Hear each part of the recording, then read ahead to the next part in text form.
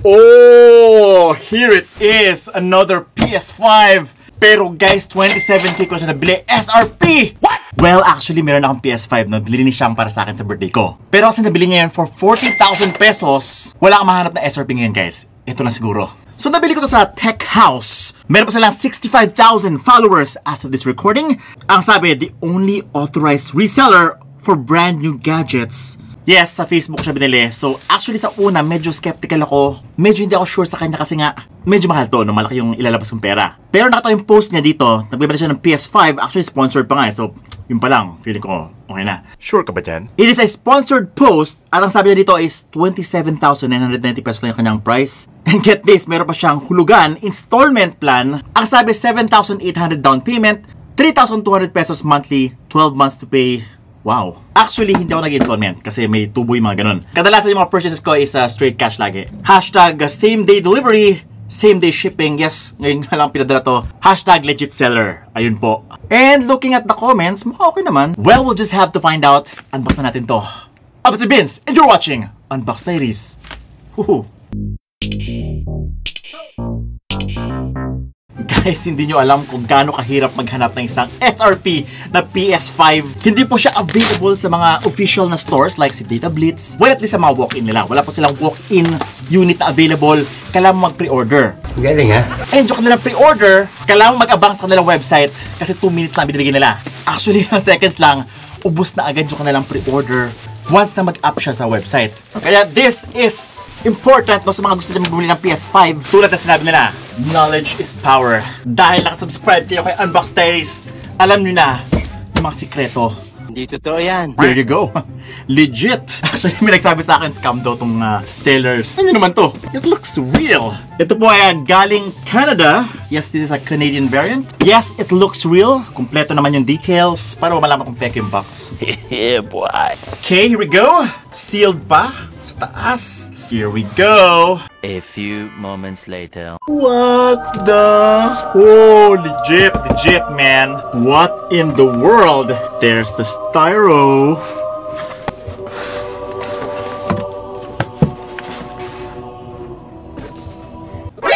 Nani? What is this? Ito lang ang laman? They ask you how you are, you just have to say that you're fine when you're not really fine. Oh no! Ano to? Ano to?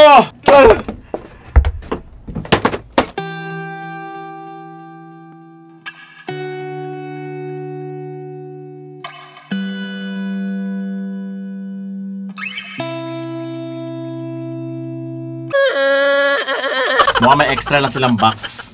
Oh, ginamit na nila yung box, guys. Pero ba't mabigat? Oh no. Kaya pala mabigat. May bato. Actually, ito pa siya yung bato. Ulog yung singsing ko. No, babe. Ano nangyari? Anong meron? Yung nabili ko. Ano bang binili mo? Yung PS5 nga. Oo, ano nangyari? Andyan na? Na-unbox ko na. Yung loob ng PS5, ano babe, GS5 yung pangalan, GS5. Walang laman yung box. Ano lang laman? Ito, pakita siya. Ayun o, yun yung box babe oh. Tapos puro bato yung loob ng box. Sinasabi ko sa'yo, Lord, pinascam ka na naman? Teka nga dito, tinan mo to.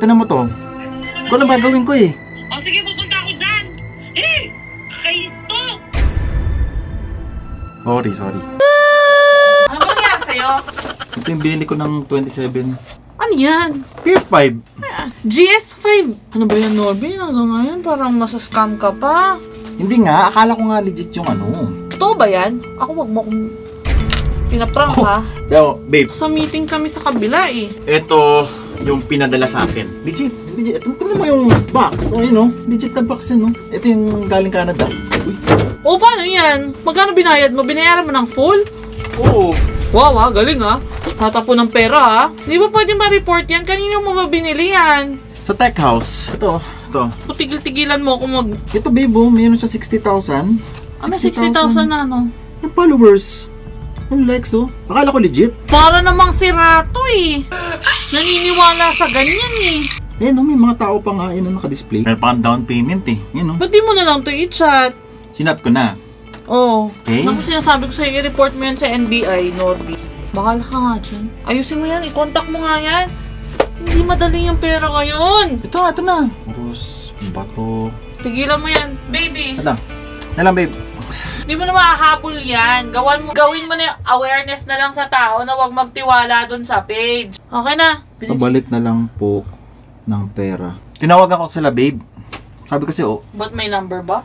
oo. And babe, the only authorized reseller for brand new gadgets, new items at discounted price. Paano yan? Diyos ko, naalala ko na nung nakaraan. Alas mahimatay ako nangyari to, baby.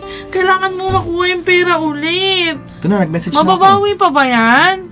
Nag-message na ako. Akala ko hindi na mangyayari sa'yo yung ganyan. Hindi na nagre-reply. Oh my goodness. Paano na yan? Screenshot mo na. Pero, of course, syempre, check natin to, babe. At least meron akong GS5. Naiyak ako. At the same time, natatawa. Nainis ako sa'yo. GS5! Bawi Game natin Station 5! Bye. Bigo, nainis ako sa'yo. Nakakabaliw! Okay, so, ano to, laruan? GS5. Ito po yung tsura niya, pero gano'n kalaki ito? Tapos yung controller? What? At yung kanyang kasama sa side, ay, may stand pa? What? 5 Pro. Inunahan mo pa si PlayStation? Meron ka ng 5 Pro? Guys, you will not believe this. Ano to? PS5 Mini? Hindi po to PS5 Pro. PS5 Mini. Bakit? So ito po ang 27K ko. At bakit bumalik ka sa AVRCA? Pangluma! Yung charging adapter! Pang cellphone! Micro USB! And yung controller! Wow! Parang laruan lang ata to, guys. Game Station. Meron ka pang manual. May manual? Hindi lang siya laruan. Legit game console! At yung kanyang stand. Totoo ba to? Oh my God. Totoo nga. Hindi lang, hindi. Hindi po siya sakto. Oh! May stand. Para saan yung stand? Hindi na ba siya mabigat eh? Test natin. Pero bago yan, check this out! Yung kanyang mga USB. USB Type A pa rin siya. Joy 1, Joy 2. Ito po yung kanyang reset button. Power button. At sa likod, saan ni HDMI? Guys, merong cutout ang kanyang HDMI pero walang butas. HD out. Tapos meron pa siyang micro SD pero wala din butas. So ito ata yung kanyang saksakan. So kamukha talaga niya isang PS5 pero wala yung weight. Isang replica lang talaga siya. Mini version ng PS5. Connect na natin Kakabit ko na Player 1. A few moments later. Oh! Oo nga, game console pero family computer! Ang dami! Mga luma. What the? Ang responsive! 1080p pala to! Guys, 1080p. Upscaled sa 4K monitor. Ganda ng graphics. Nakaka-nostalgia! Wait lang, baka hindi mo kasi alam to. Ito yung Super Mario Brothers. Baka kasi hindi ko pa pinapanak nung nilabas to. Ito po ay platform game. Ayan po yung mga games dati. Hindi po Mobile Legends ang aming nilalaro dati. Ito po, masaya na kami. Woohoo! Oh! Reset? Uy, ang bilis. Oh! King Kong? Wow! Ay! Lumang-luma yung sounds. Pangit.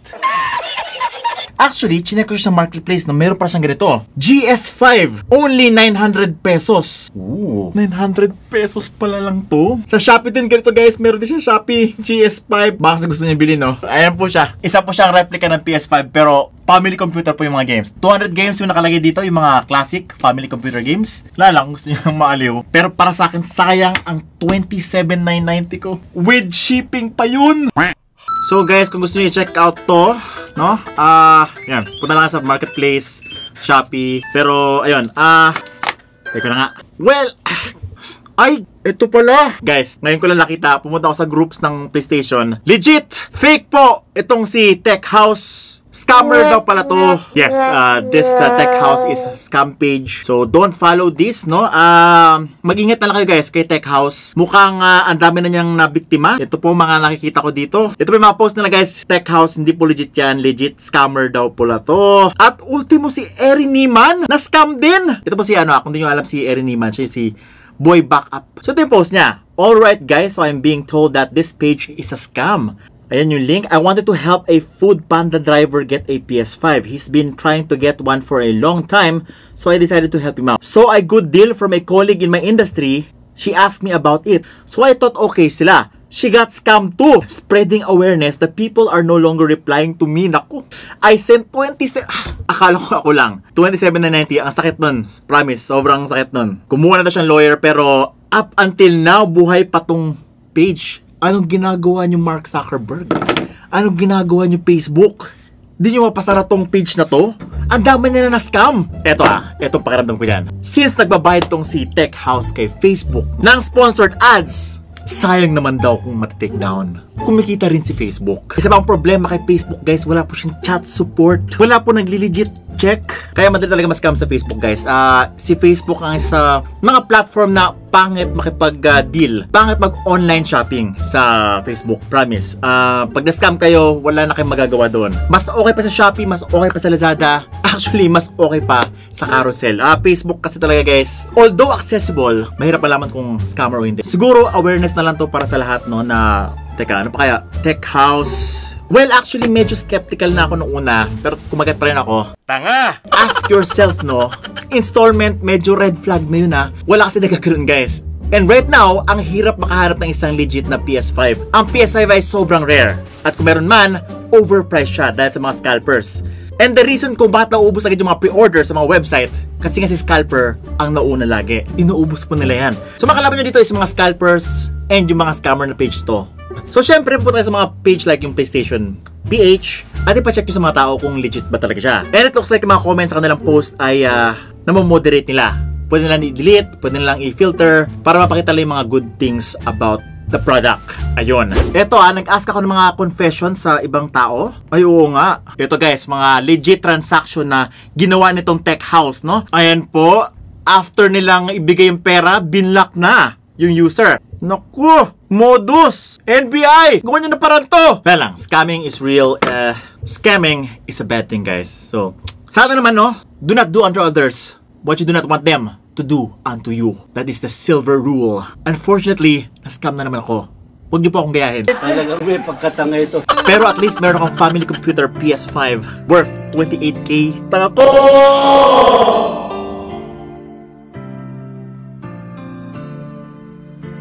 One eternity later. Paano to? Laka. Paano to? Hindi ito gumagana. Ay mag-open. Paano ako mag-shoot na ito? Ay bumukas. Oh my. Paano to? Yari ako dito. Hindi ako makapag-shoot. Baka may hindi lang nakasaksak. Nakasaksak naman lahat. A few moments later. Ito sir, ay nagawa ng GS5 mo? Hindi nga. Paano yan? Hindi baka may ano ka lang. Nagkamali ka na siguro na gumagana naman ito dati. Gumagana yan sir. Yung nakaraan Baka hindi mo lang na-on yung TV. Ako on naman sir. Oo, naka-light naman. Baka lang. Try mo yung likod sir. Ipan mo sir yung likod. Huwag mong sabing one night stand lang. Isang gabi lang. Sige sir. Wait lang. A few moments later. Dave, hindi na gumagana yung GS5. Ba't hindi gumagana? Tapos binlock na ako. Kasi naniniwala pa dun. Yun o. Ayun o. Gagawin natin. Scam kasi talaga yan. I-report na natin. Papareport ko sa mga tao. I-report mo. I-mass report niyan para hindi na yan nakakapanloko pa. Pero- 27. Love you. Dapat kasi hindi ka bumibili sa ganyan eh. Ay, doon ka na nga nakakainis ka. Nakakainis kayo pati ng scam. 27K is 27K. Now you know. Check nyo na lang guys. Tech House report right now.